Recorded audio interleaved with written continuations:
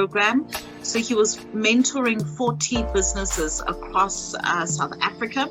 And there were certain qualifying criteria that the businesses had to have. So I was lucky, my business was lucky enough to be one of the businesses that qualified. And it was an 18-month mentorship program. And within that 18-month mentorship program, my business emerged as the top #1 business that came out of that program.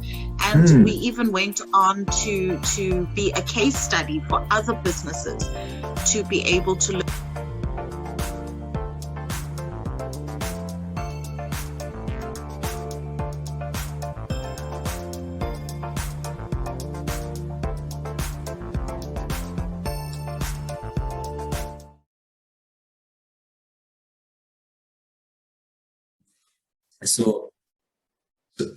So what I'm hoping to actually get from you today is basically two things. As I've said, it's basically to understand who is Hetty, you know, what do you do, but most importantly to also understand what are the most valuable principles that you have applied in your life to, you know, build you know, not only your personal brand, but also, you know, all other businesses that you are involved in, you know, so that's basically a goal for this interview. So, but if I start introducing you and, you know, just with your bio, I don't think I would do justice to that. So I'll just give it to you a little bit to just take me through that, you know, a little bit about yourself. Okay, sure. Give me 1 sec. I want to close the door so that nobody disturbs us. Give me a sec. No problem.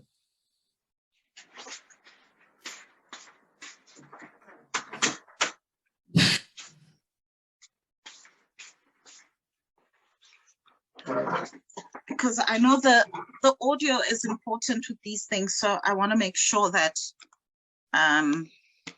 it's perfect. Of course. So you'd like me to introduce myself? Yes, ma'am. All right. So I am Hetty. I am most popularly known as Hetty the Entrepreneur.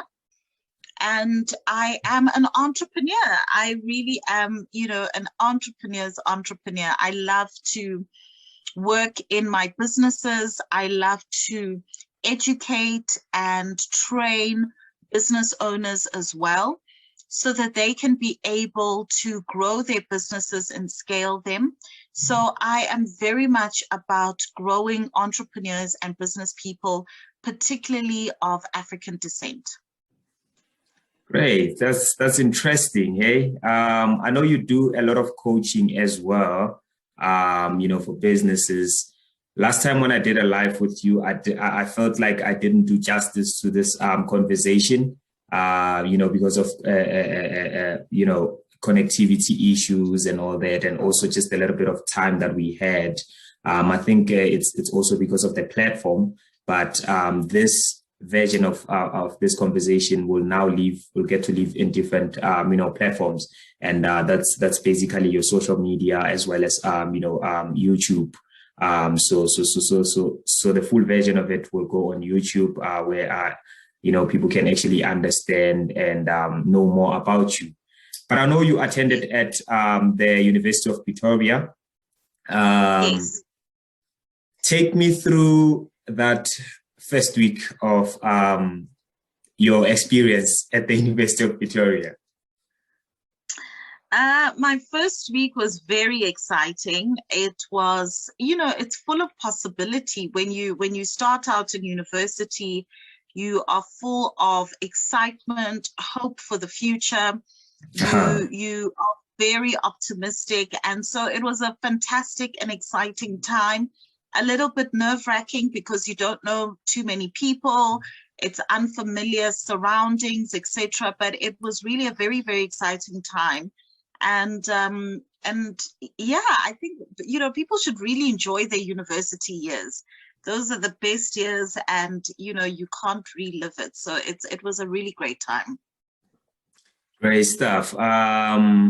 Did you know by then, did you know that, did you have any idea of, Hetty the Entrepreneur? Did you have any idea of you becoming,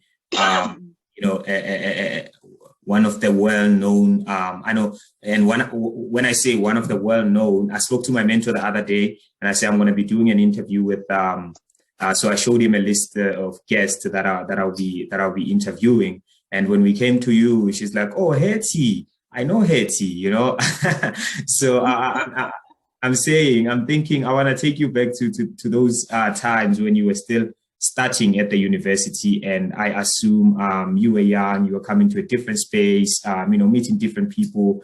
But did you have any idea or a sense of direction of you arriving at this point? Did you have any idea or any desire of becoming an entrepreneur at that time, or how did it unfold actually?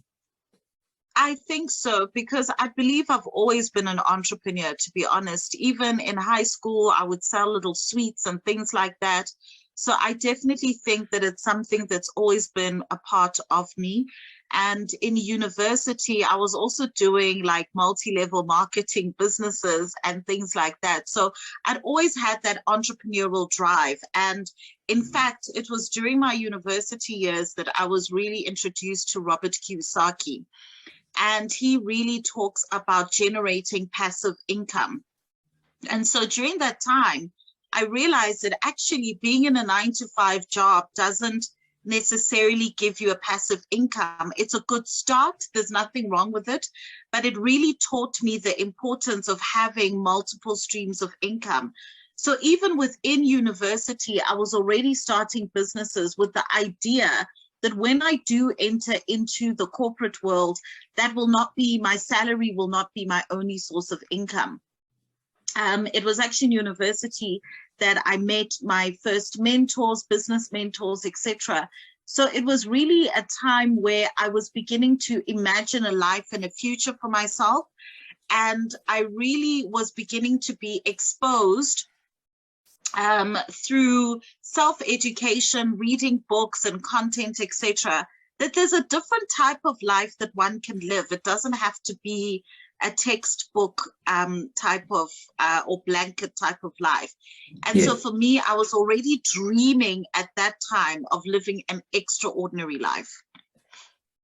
And so tell me about your circle at that time, because I know personally that when you are within your peers and you seem to be chasing something bigger than the present, something bigger than yourself, something bigger than the average, going for bigger stuff than just settling for what it is available at that time. And I take it that in your circle somehow. So what I'm trying to understand is that how was the response from the people that were surrounding you at the time when you opted for this type of thing? Because a lot of people, really take it that I'm in varsity, I'm studying, and I'm gonna get a job, and that's my life. But when you begin within the institution to see your life beyond that, to see your life with multiple streams of income, to be reading materials like Rich Dad, Poor Dad, how is the feedback from your surroundings at that time?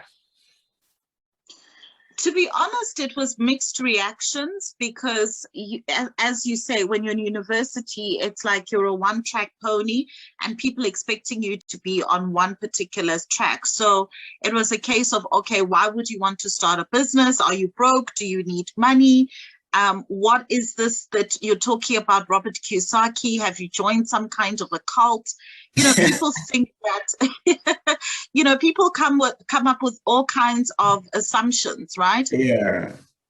So I found that we had different types of friends. I had my high school friends that I've been friends with all my life. And then I also began to grow a new circle of influence, a new circle of people that were even older than myself, that were in business, that were successful, so that I could begin to see what the future could look like through people that were living it.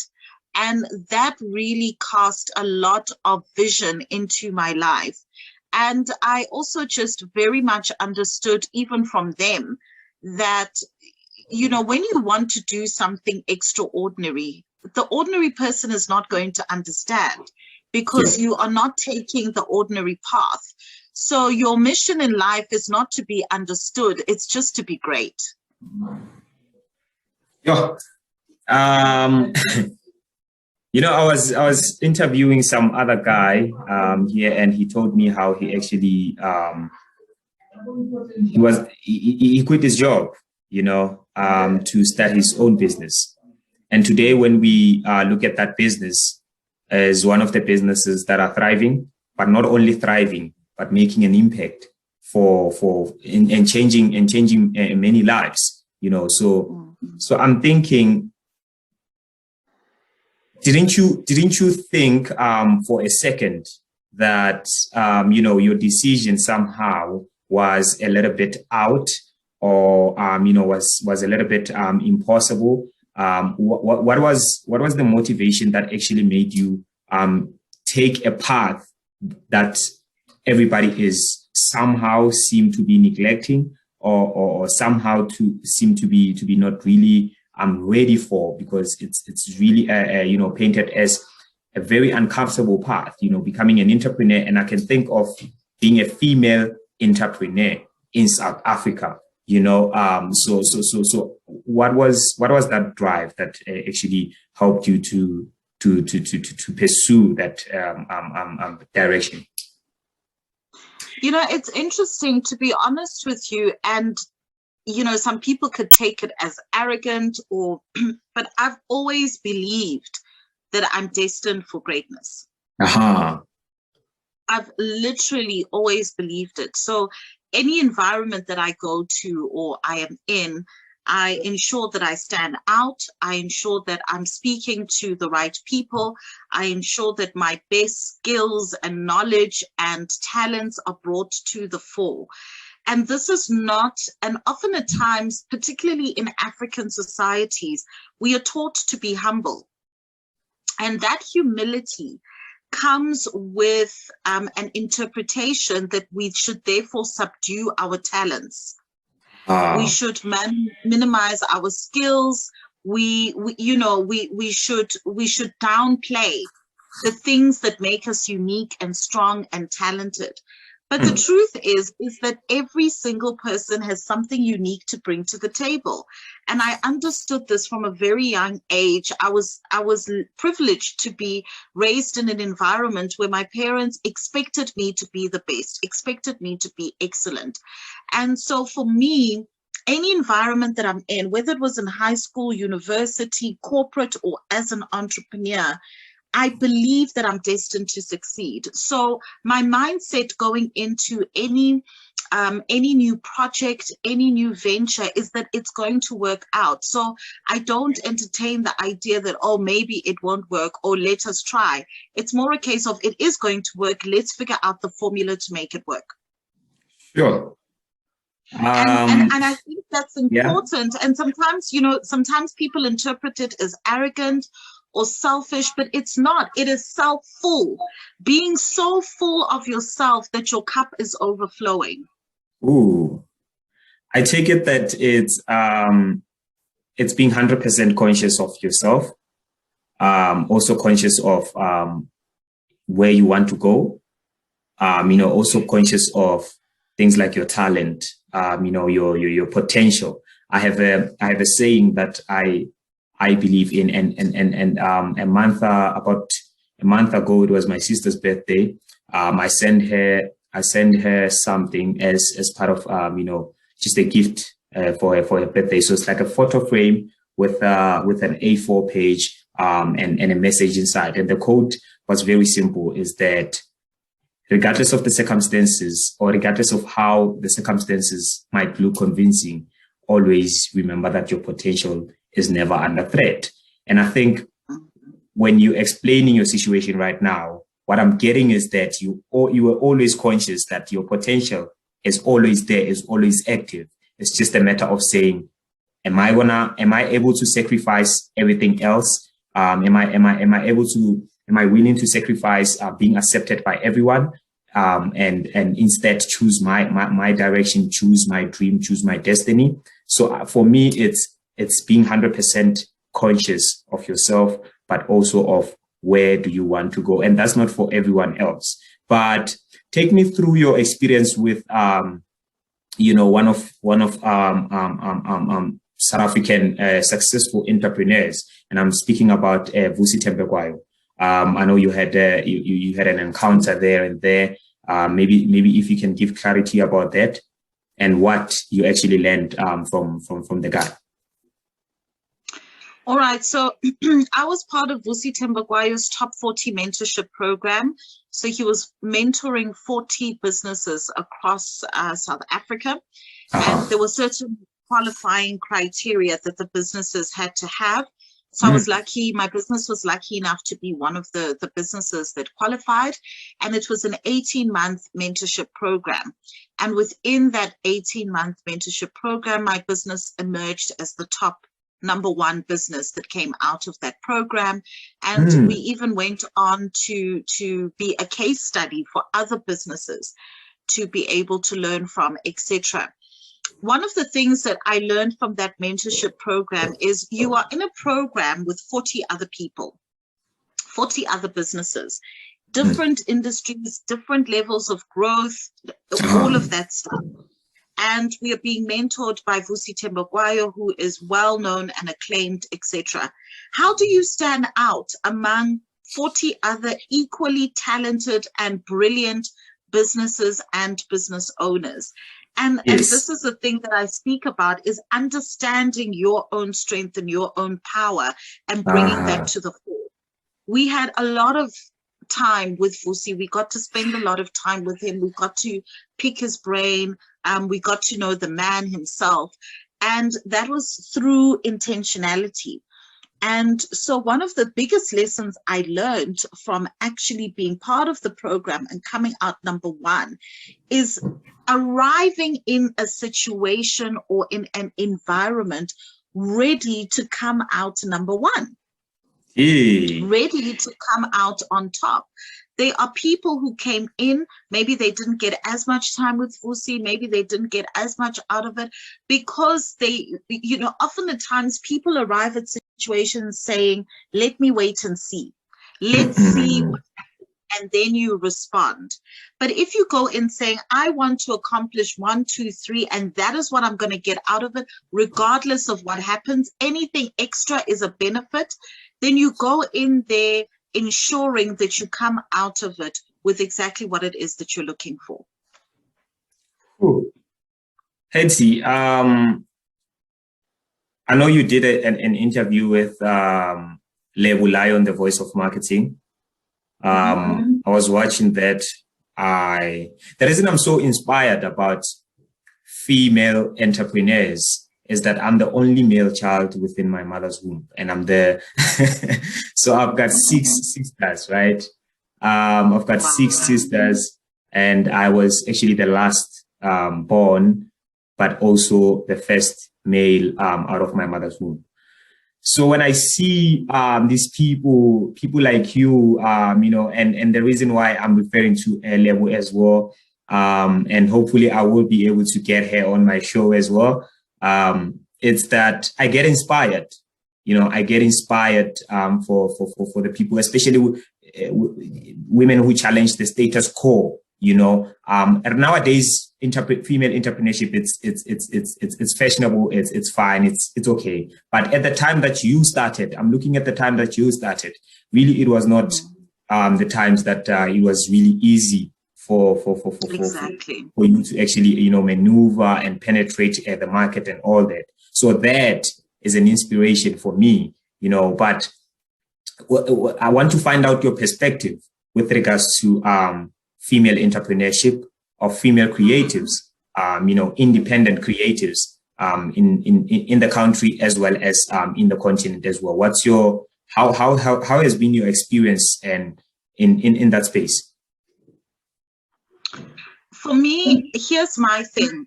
I don't fixate on the fact that I'm a female. I don't fixate on the fact that I'm Black. I don't fixate on any of those things, because the truth of the matter is we exist in a world that categorizes people and that puts people into a box. So as a Black female, if I walk into a room, there are automatic assumptions that will be made about me before I even open my mouth. In the same way, as a Black male, if you walk into a room, there are automatic assumptions about you. And these are things that we do not have control over. So for me, when it comes to business, I operated from the standpoint that I'm here to make an impact. I'm here to make money. I'm here to transform lives. And so I do not allow the things that society dictates to be a hindrance to me succeeding, right? Because sexism will always exist. Racism will always exist. Ageism will always exist. Bigotry will always exist. Are you going to say that you're not going to succeed because you're a woman? Are you going to say you're not going to succeed because you're Black or you're African, or you are operating your business in a third world country? No, because those things will always exist. So for me, when I speak to women, when I speak to young people, when I speak to Africans, when I speak to somebody from an impoverished background, I always say to them that do not allow those things to be the reason you do not succeed. Allow it to be the reason that you succeed despite of those things. So for me, I do not allow those things to hinder me. It should actually strengthen me to move forward. This is what I'm getting from this conversation. It's 100% awareness of who you are, you know. And when I say who you are, that's basically you outside of all those, boundaries.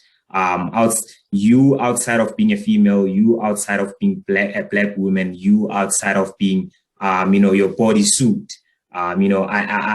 That's basically the sense of awareness and consciousness that I get from you. Tell me about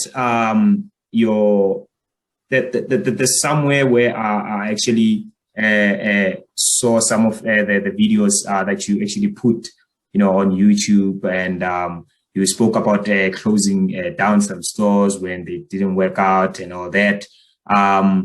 How was that experience for you? And also linking it to the current times, COVID, a lot of stuff happened. There are a lot of markets that were actually affected by the pandemic itself. So I just want to understand with that moment, how was it, and also with the situation of COVID, how did you manage to respond to that? Yeah, no, absolutely. In that particular video, I was speaking about how often at times we do not view our failures as a part of the success journey. And this is a huge mistake that people make, because success is not a linear path, right? It's got speed humps, it's got corners, it's got hills, etc. And often at times people do not take failure as part of that journey, and they take failure to be so personal, right? And you see a person like myself, my retail businesses nationwide, etc. But along the journey, we've had to close down stores. We've made incorrect decisions. Maybe we chose the wrong location, or maybe we misread the market, etc. Does it mean that you are any less successful? Of course not. It means that you've gone through an experience that has taught you a lesson, and now you can move forward because that lesson has been learned, right? And now we are in a COVID period, a pandemic period. The world is in crisis. The people that are finding themselves having to close down stores, they're people that are finding themselves having to close down their businesses. And the primary thing that I tell entrepreneurs who are in that situation is that your business is a vehicle, right? So you are still that genius, that individual that creates the products, that comes up with the services, that comes up with the creativity and innovation. Your business is just the vehicle. So this particular vehicle has broken down. But that does not mean that you, the genius who came up with the ideas, the innovation and creativity, you still exist. So you can channel that energy to another vehicle.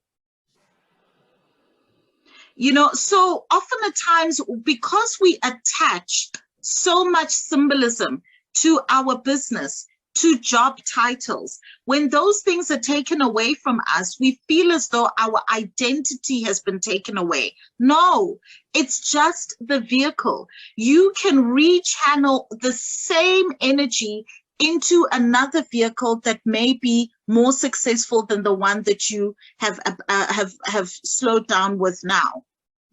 So when you come across challenges or failures, it's not you that has failed, it's the vehicle that has broken down. You can rechannel that energy to another vehicle and move forward. The same person who conceptualized the business idea, who is able to grow your business, who is able to create products and services, you still exist. It's still contained in here. Yeah. So even if you've closed a shop and you've turned that key, you are still there. And for as long as you are alive, that genius still continues to live. You know, you just reminded me of something actually. I remember when I started at the university.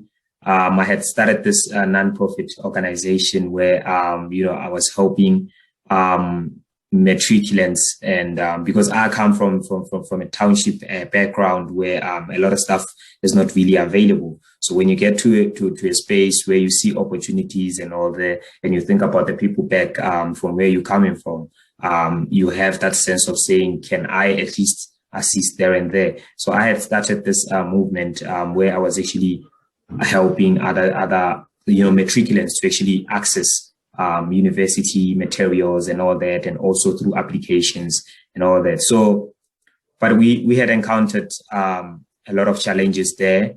You know, we failed along the way. Some of the institutions were trying to actually build a network or a bridging channel between the basic education structure and the higher education structure. But we came across a lot of challenges, mainly because of some of the reasons were lack of knowledge, you know, lack of, you know, network as well. But when you're speaking about failure, somebody might not really understand, because I feel that for you to understand that failure is a vehicle, or it's the breakdown of the vehicle, you really have to be riding in that vehicle to understand that it's not really you, but it's the vehicle. So if you have, if I may ask, or if you're given an opportunity to state, what is that one principle that you live by that you know, carried you so much? I know, you know, you adapt to different disciplines, different you know, aspect of attitudes, you know, character building, personal development and all that. But what is your one personal principle or value that you live by? Basically, what is your hardest philosophy? You know, I'm not sure if it's a philosophy, but every single day I just tell myself that I am destined for greatness. Every single day. So I enter situations believing that, I have conversations believing that, I send out proposals believing that, I get new clients believing that, I enter situations believing that things will be drawn to me that amplify the fact that I'm destined for greatness. I truly, truly believe that. And I feel that, you know, you can see sometimes when a person enters a room, you can see that they feel either intimidated or unsure of themselves, etc. And those are people who have not understood what makes them unique and great, because everybody has it. Every single person has it. It doesn't matter where you come from. It doesn't matter if you feel that your life was a mistake. It doesn't matter. Every single person has something unique and special about them. It's just that a lot of us have not been taught to unearth that. Now, the interesting thing is when you discover what that unique thing is about you, that thing will pay you. Ooh. That thing will pay you. Some people can speak well. You know, if Oprah Winfrey, for example, when she was born in an impoverished background, if she had told the people in her community that one day I will be paid handsomely for speaking, nobody would have believed her. None of us are raised with the understanding that if you discover your unique skill, you will be paid for it. We're told, okay, you must go to school, and there's certain predefined things that you must become, whether it's a doctor, an accountant, a lawyer, an engineer. They are predetermined things. But nobody ever says that, you know, your ability to speak can pay you. Your ability to transform lives can pay you.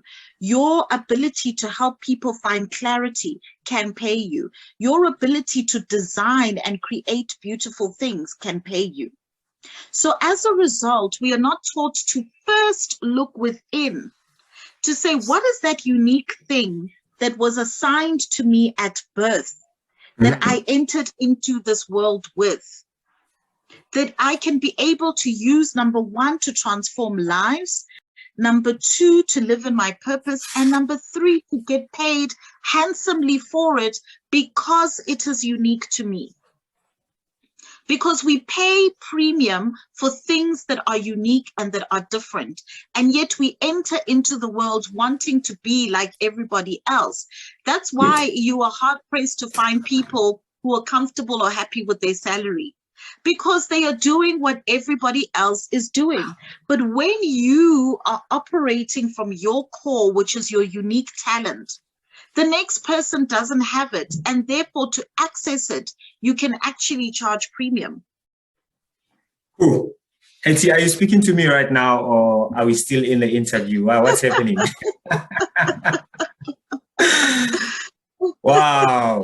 Because I've heard a lot of people saying that, and it's not really that I'm trying to segment classes and all that, but it's successful people. That's the language of successful people. They'll tell you, find that thing that elevates your vibration, that thing that you are really good at, that one thing that you feel passionate about. And my mentor always tells me that once you figure out something that you can do without really, expected to be paid, that's the thing that you'll be get paid for.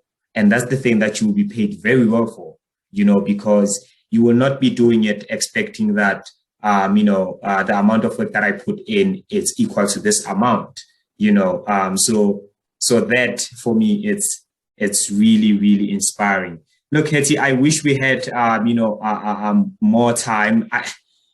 I don't know. I don't feel like this is the last time that I speak to you. I feel like we're going to develop more conversations out of this going forward. But before I let you go, tell me what's the criteria for the businesses that you mentor and coach. What if I have a business and I would like to be under your leadership and under your mentorship for a certain period of time, what would be the criteria for me to qualify there? To be honest, the biggest criteria to qualify is understanding that as business owners, we need to plug into continuous education to develop ourselves. And often at times, business owners, they start their business because they're good at producing whatever product or service that they have. But they don't realize that all of the necessary skills that are required to grow a business, none of us are necessarily born with it. So you may not have the HR, the accounting, the marketing, the sales skills. It's therefore incumbent upon you to go out there and seek those things. And we often do not do that. Mentorship and coaching is basically like It's like a recharge cable, right? So when your phone's battery is low, you put it on a charger. But when your sales are low in your business, you do not think, what is the charger that I need to plug into my business to help me increase my sales? That is mentorship. So it is available to anybody that recognizes and understands that self-education is what will elevate you and set your business apart from the next one. And when a person is ready for that, their coach, will be ready for them. Wow. I feel that people who are under your leadership and those who are still gonna join that train are really gonna become wonderful people in life and be able to build entities that actually make impact because they were built under a very strong foundation. Hetty, thank you very much for your time. It's a Saturday. I know people like you really try to feed all of the staff, in a very hectic schedule, but you managed to actually give me this platform and I really appreciate you. I have something that I'll be sending to you just as a thank you. So, but we'll communicate that, beyond this conversation. But thank you very much, Hetty. Thank you so much. I'm so happy to have had a conversation with you. It's always great to chat to you. I really appreciate it. Great stuff. Have a wonderful Saturday. Thank you so much. Take care. Bye.